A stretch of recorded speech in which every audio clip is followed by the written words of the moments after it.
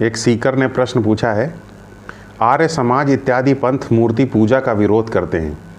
विदेशी इन्वेडर्स ने भी मूर्ति पूजा का विरोध किया है। कृपया मूर्ति पूजा की वस्तु स्थिति स्पष्ट करें।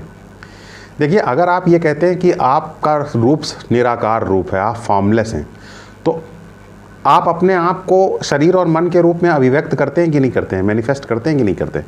तो अगर आप निराकार होते हुए भी अपने आप को शरीर और मन के रूप में, यानी कि फॉर्म के रूप में मैनिफेस्ट कर सकते हैं, अभिव्यक्त कर सकते हैं, तो क्या शक्ति या ईश्वर निराकार होते हुए अपने आप को फॉर्म में या साकार रूप में अभिव्यक्त नहीं कर सकता? ऐसा सोचना हास्यास्पद, इलॉजिकल है ऐसा सोचना। जब आप निराकार होकर के अपने आप को साकार रूप में अभिव्यक्त कर सकते हैं, तो ऑल माइटी, जिसे आप ऑल माइटी निराकार कह रहे हैं, वो तो अपने आप को साकार रूप में क्या वो नहीं एक्सप्रेस कर पाएगा? उसके पास शक्ति नहीं है अपने आप को एक्सप्रेस कर पाने की। और आप तो अपने आप को साकार रूप में एक्सप्रेस कर पा रहे हैं, इसका आप सबूत खुद हैं आप। और जहाँ तक रही वस्तु स्थिति स्पष्ट करने की बात, तो मैं आपको वस्तु स्थिति स्पष्ट कर देता हूँ।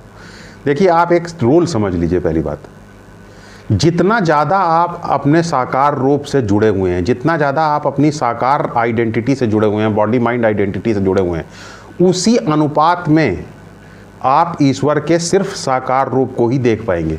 चाहे आप बातें कितनी ही करें कि ईश्वर निराकार होता है, ऐसा होता है, वैसा होता है, लेकिन जितना आप अपने आप को बॉडी माइंड मानते हैं, उसी अनुपात में आप ईश्वर के सिर्फ साकार रूप को ही देख पाएंगे।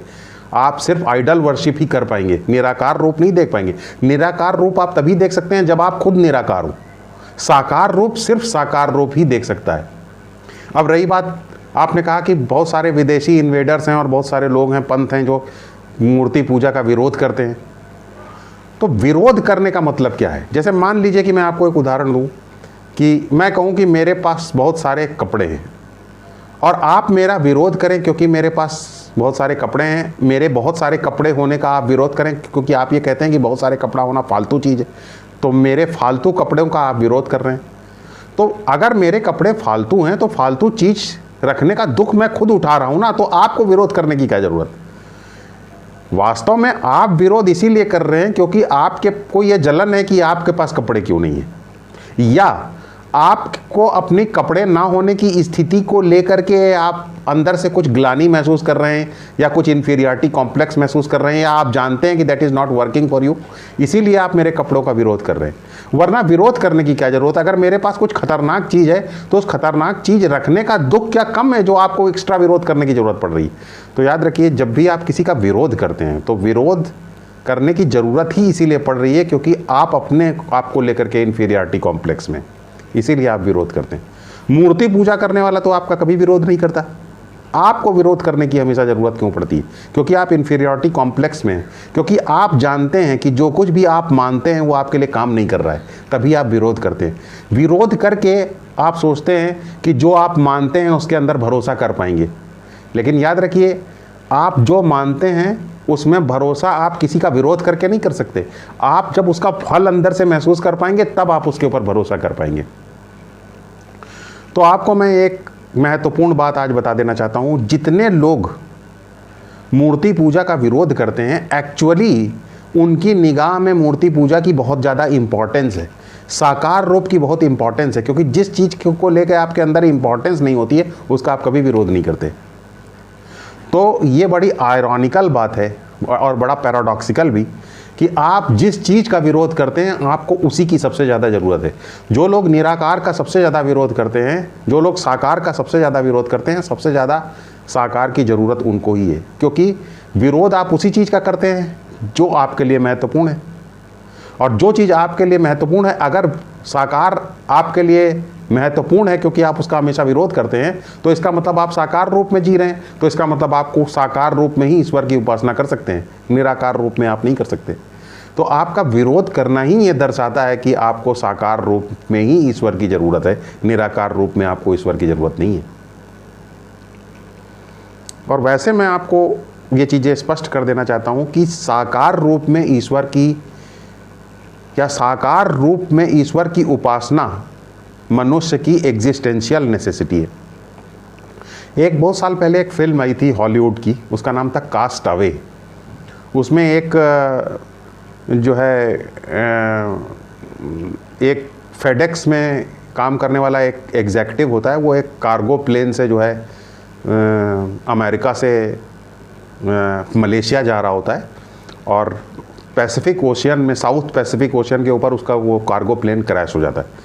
और कार्गो प्लेन क्रैश हो जाने के बाद वो एक अनइनहेबिटेड आइलैंड होता है, जो कि जहाँ पर कोई नहीं होता, एकदम खाली आइलैंड होता है। उस आइलैंड पर जा करके वो किसी तरीके से वहाँ पहुँच जाता है, और वहाँ पे एक राफ्ट पकड़ करके किसी तरह वहाँ पहुँचता है, और वहाँ पर उसे पता चलता है कि वो आइलैंड पूरी तरीके से अनइनहेबिटेड है और वहाँ आसपास कोई कुछ नहीं है।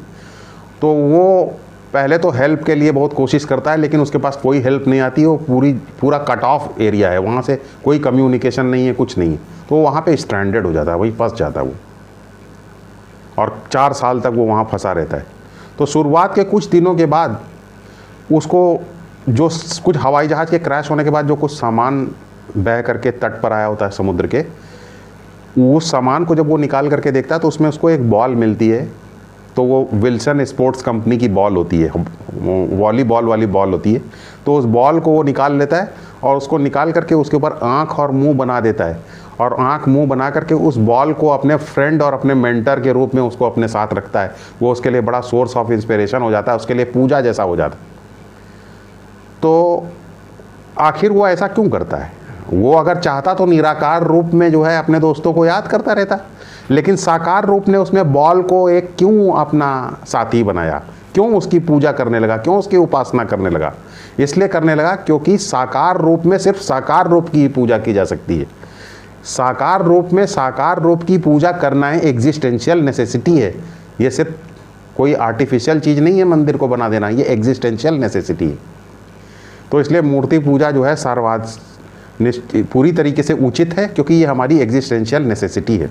वानप्रस्थ आश्रम में जैसे कास्ट अवे फिल्म में वो जो है वो बॉल को जो है अपने दोस्त मित्र या उपासक उसकी उपासना करने लगा था, वैसे ही वानप्रस्थ आश्रम में भी उपासना का कि हमारे शास्त्रों में उसको बताया जाता है, क्योंकि ऐसा करना हमारी एग्जिस्टेंशियल नेसेसिटी है। जंगल में जा कर के हम ईश्वर की उपासना करते हैं, उनके साकार रूप की उपासना करते हैं, क्योंकि हमारी एग्जिस्टेंशियल नेसेसिटी।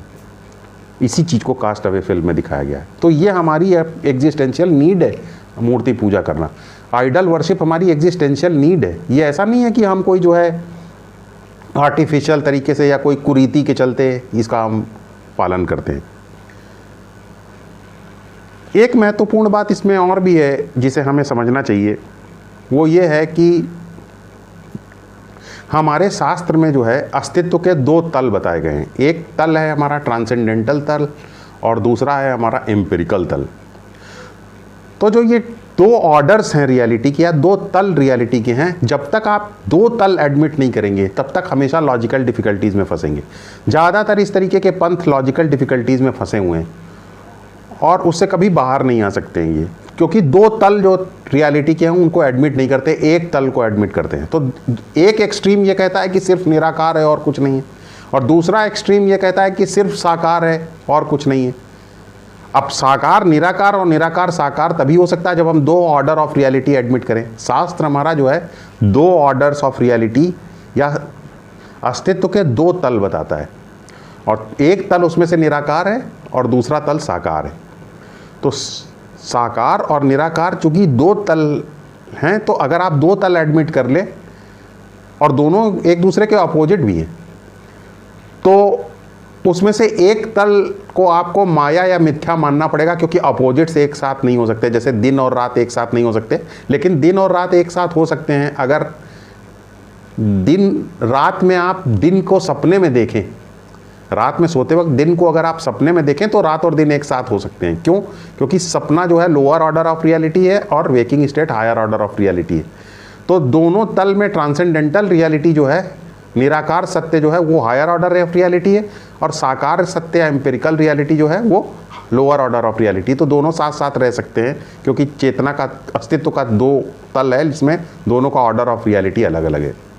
तो शास्त्र हमारा इस व्यवहारिक पक्ष को भी बात करता है और ट्रांसेंडेंटल पक्ष को भी अस्तित्व के बात करता है, 2 ऑर्डर ऑफ रियलिटी एडमिट करता है।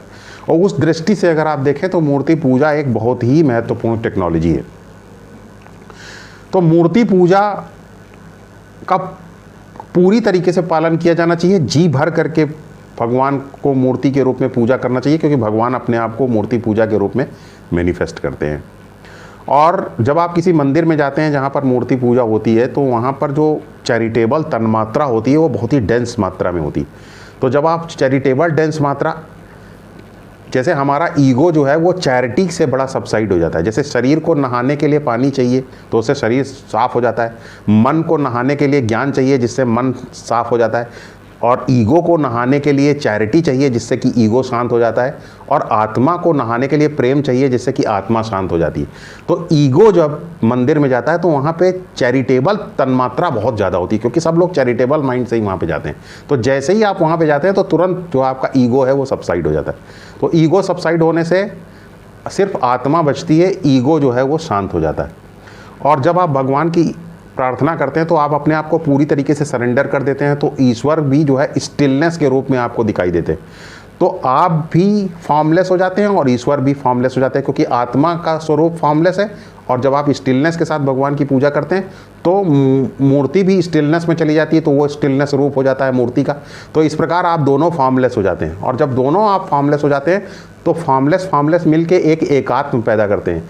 ये एकात्म जो है वो अनकॉन्शियस लेवल पर हमेशा रहता है। आप इसको जब तक शास्त्र प्रमाण को ठीक से नहीं जानेंगे तब तक आप इस एकात्म को महसूस नहीं कर पाएंगे। लेकिन शास्त्र हमारा कहता है कि आप इसको ऐसे पालन करते रहिए, मूर्ति पूजा करके एकात्म पैदा करते रहिए, क्योंकि आप जब मूर्ति पूजा करके एकात्म पैदा करते रहेंगे तो शास्त्र प्रमाण जब आपको एकात्म के बारे में बताएगा तब आप उसको समझ पाएंगे और रियलिटी के दोनों ऑर्डर्स की जानकारी आप प्राप्त कर पाएंगे। तो इस दृष्टि से अगर आप देखें तो मूर्ति पूजा एक बहुत ही महत्वपूर्ण टेक्नोलॉजी है, जो कि मूर्ति पूजा से एक कदम आगे जा करके आपको जीवन के बारे में बताती है, ताकि आप निराकार सत्य को भी समझ सकें और साकार सत्य को, साकार के व्यवहारिक पक्ष को भी, व्यवहारिक सत्य को भी समझ सकें और दोनों ऑर्डर्स ऑफ रियलिटी के साथ जी सकें। इसी को मुक्ति कहते हैं। धन्यवाद।